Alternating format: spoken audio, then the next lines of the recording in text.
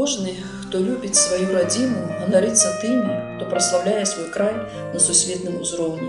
Такім паэтам быў Максім Богданович, у якога пры жыцці выйшла ўсяго адна кніга «Вянок», пра якую мы зараз вам і раскажам. Кніга выйшла ў Вільні ў 1914 годзе у друкарні Марціна Кухты.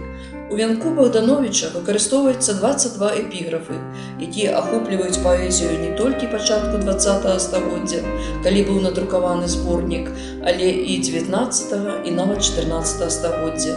У кнігу ўвайшлі вершы, якія Максім Богданович пісаў у 17-гадовым, 20-гадовым узросце. І ўсё ж такі кніга стала класікай.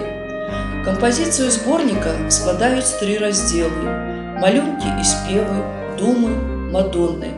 Але сам Богданович бачыў гэты зборнік некалькі інакш.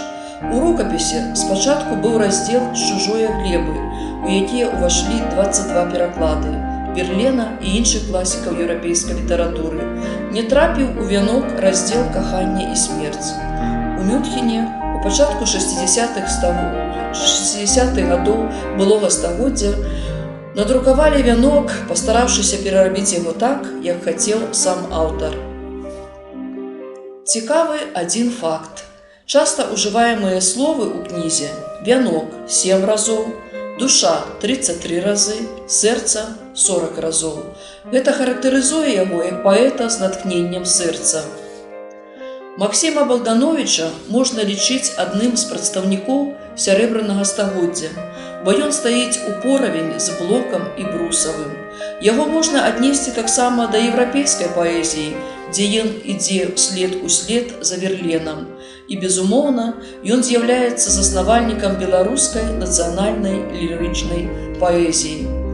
Зборнік вершаў «Вянок» можа стаць настольнай кнігай для каго-небудзь з вас, бо ею нельга не захапляцца. Кніга, пра якую можна казаць бясконца, а дзякуючы Богдановичу мы можам сцвярджаць, што паэзія беларуская сусветнага ўзроўню і што родная годная.